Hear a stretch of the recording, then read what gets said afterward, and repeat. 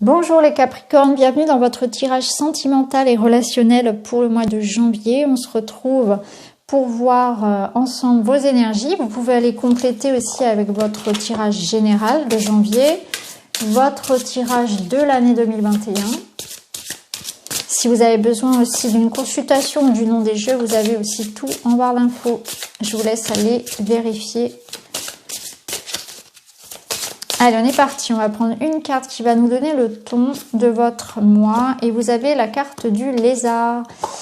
C'est magnifique, la carte du lézard. Ça nous annonce ici beaucoup de rêves, beaucoup de projets pour vous. Il y a quelque chose en tête que vous avez envie de manifester.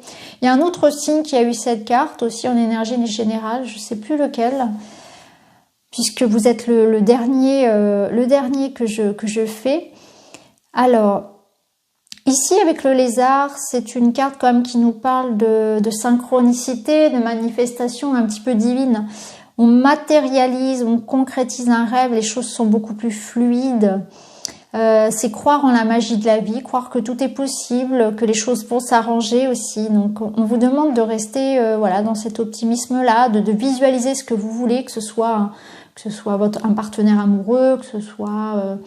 une maison, un enfant, peu importe, on vous demande vraiment d'être sensible à ça, au fait que la pensée crée aussi beaucoup, que les pensées sont importantes. Donc soyez vraiment dans la visualisation de vos rêves. En tout cas, on va voir comment ça résonne, si effectivement c'est un mois qui va vous permettre une belle concrétisation. Alors, on va prendre tout de suite la coupe du Witchy pour vous les Capricornes. Et vous avez les nuages et la croix. Bon, on voit que ça commence pas forcément très folichon, hein, puisque avec les nuages et la croix, on est dans une énergie, quelque chose de lourd. On voit qu'on a beaucoup de doutes, qu'on a des peurs. Ici, avec la croix, il y a une certaine douleur physique, morale, il y a de la lourdeur. On n'est pas dans une ambiance ici rêvée, hein. On n'est pas du tout dans l'énergie de cette carte-là. Je pense que c'est pour ça que vous l'avez, parce que il est important de continuer à croire en ses rêves, de continuer à croire en la magie de la vie. Si effectivement vous êtes dans une situation un petit peu délicate, on va voir, hein. On va regarder un petit peu pourquoi vous vous sentez pas très bien. Alors ici, on a l'énergie de l'homme, on a l'anneau. Et on a les oiseaux.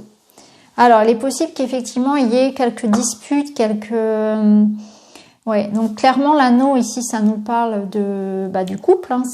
Ça vous représente, ça représente tout ce qui vous engage aux autres.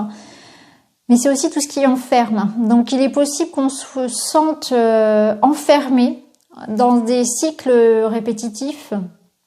Et qu'on ait envie, hein, on a envie de s'échapper un petit peu de ça. Ça peut être un manque de communication dans le couple, dans une relation. Ici, il y a peut-être des blocages à ce niveau-là. On est peut-être dans l'attente d'une communication qui soit plus fluide, d'un contact avec quelqu'un. Ça peut être ça. Il y a une forme d'isolement, de solitude peut-être. Il y a aussi la notion d'être... avec les oiseaux, c'est les tracas, c'est les petites prises de bec, c'est du stress, c'est quelque chose qui peut être gênant au quotidien, quelque chose qui vous ronge un petit peu au quotidien. En dos de deck, on a quoi? On a l'enfant.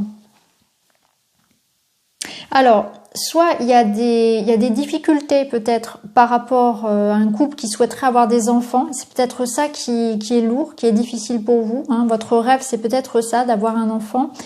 Et les choses sont peut-être compliquées pour vous et du coup, voilà, c'est pour ça que vous pourriez être un peu mal. Pour d'autres, c'est peut-être une dispute avec un enfant, hein, concernant un adolescent, l'un de vos enfants, il y a peut-être quelque chose comme ça. Pour d'autres, c'est tout simplement le caractère de l'un des protagonistes, hein. Donc soit vous, soit votre partenaire, il y en a un des deux qui n'assume pas ses responsabilités, qui se comporte un petit peu peut-être comme un enfant. Et ça peut créer du stress, ça peut créer des conflits au sein du couple, voyez. Hein, donc ici on a la carte de l'homme, mais ça ne veut pas forcément dire que c'est l'homme qui se comporte de cette manière, ça peut être aussi bien sûr la femme. Mais en tout cas, voilà, il y a ce sentiment qu'il y a une personne ici qui peut-être, voilà, n'assume pas, ne s'engage pas, coupe la communication, crée un conflit. Donc que ce soit votre partenaire, votre enfant, voilà, il y a peut-être de ça. Alors on va voir avec un autre jeu. Donc là, si vous voulez, le petit Lenormand vous conseillez finalement de changer les habitudes, de changer la routine, d'entamer en tout cas une sorte de médiation, hein, de résoudre le conflit ici par la communication et par le fait de faire les choses autrement. C'est comme si les choses se répètent parce que on peut pas trouver la solution si on continue de faire toujours pareil. C'est vraiment ça l'idée. Peut-être de se faire aider aussi. Hein. Bon, alors là, vous avez une très très belle carte puisqu'on y voit un amour partagé et heureux.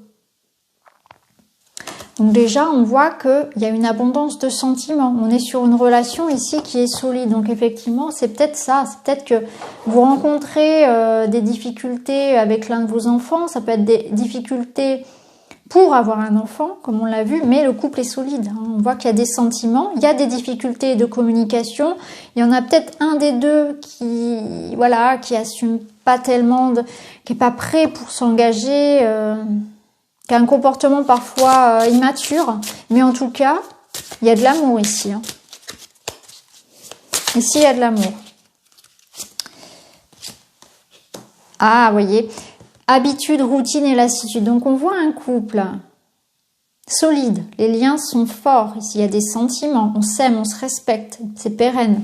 Mais ce qui peut un peu, comme toute relation, hein, ce qui peut un peu gêner, c'est les habitudes, la routine, la lassitude. Faites attention à ça. Hein, à pas... C'est un couple qui a besoin de se retrouver, de changer ses habitudes, voilà, de se surprendre un petit peu.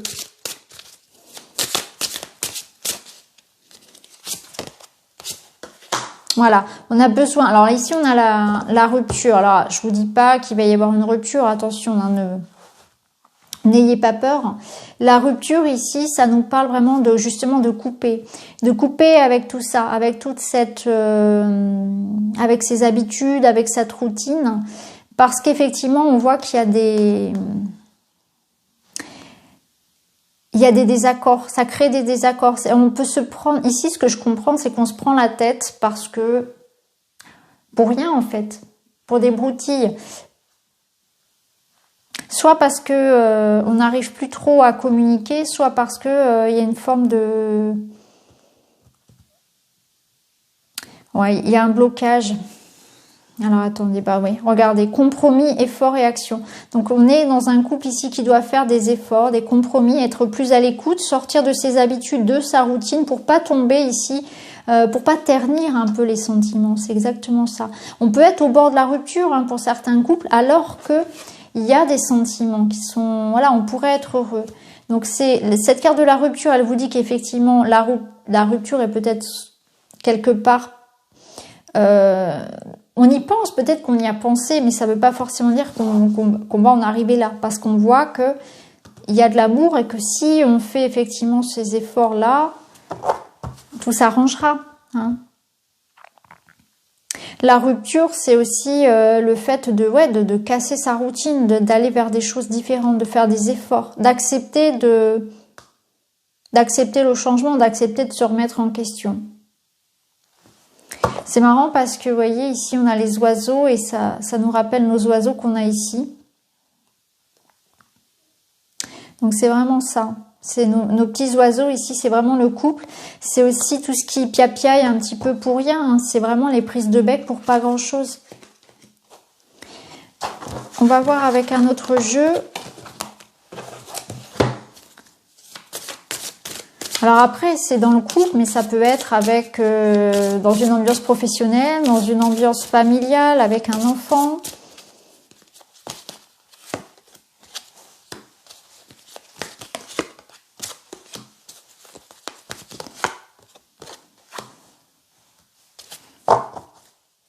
Ok, on est sur un nouveau départ, nouveau cycle, nouveau commencement.